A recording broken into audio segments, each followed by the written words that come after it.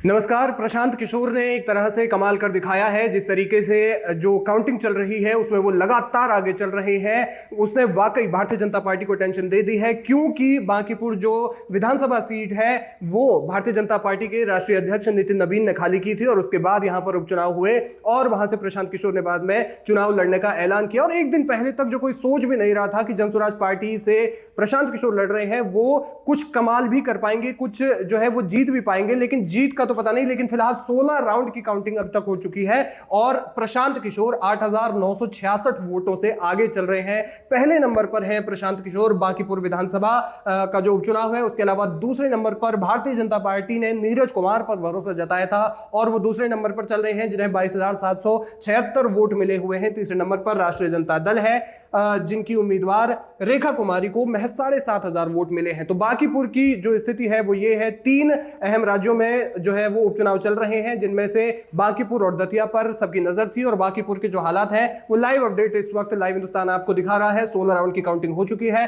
और 16 राउंड के बाद प्रशांत किशोर जनसुराज पार्टी से पहली बार जो चुनाव लड़ रहे हैं वो लगातार आगे बढ़ते हुए इस वक्त 8,966 वोटों से आगे चल रहे हैं।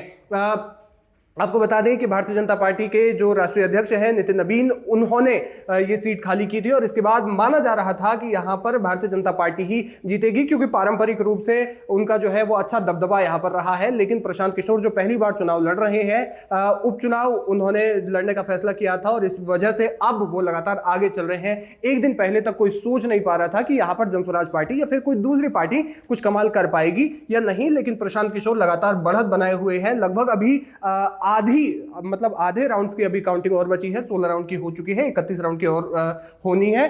तो इसके बाद से जो है वो प्रशांत किशोर लगातार बढ़त बनाए हुए हैं। इसके अलावा हम दूसरी सीट पर चलते हैं, खासतौर पर दतिया की अगर हम बात करें, जहां पर दतिया में खूब ज्यादा घमासान मचा था जब नरोत्तम मिश्रा को टिकट नहीं दिया गया था। तो यहां पर इंडियन नेशनल कांग्रेस यानी कि कांग्रेस जो है वो आगे चल रही है और 6,583 वोटों से आगे चल रही है।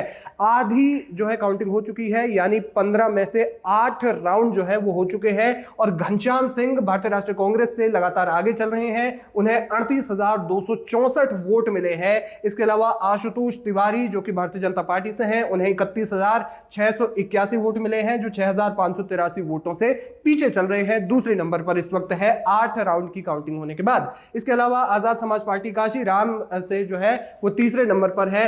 अब हम जो है वो घनश्याम तिवारी की बात कर रहे हैं। घनश्याम तिवारी लगातार कांग्रेस से आगे बने हुए हैं। आजाद समाज पार्टी जो कि यहां पर तीसरे नंबर पर है, चंद्रशेखर आजाद की पार्टी है, दामोदर यादव मंडल जो है वो तीसरे नंबर पर चल रहे हैं, जिन्हें 11,758 वोट मिले हैं और वो 26,506 वोटों से पीछे चल रहे हैं।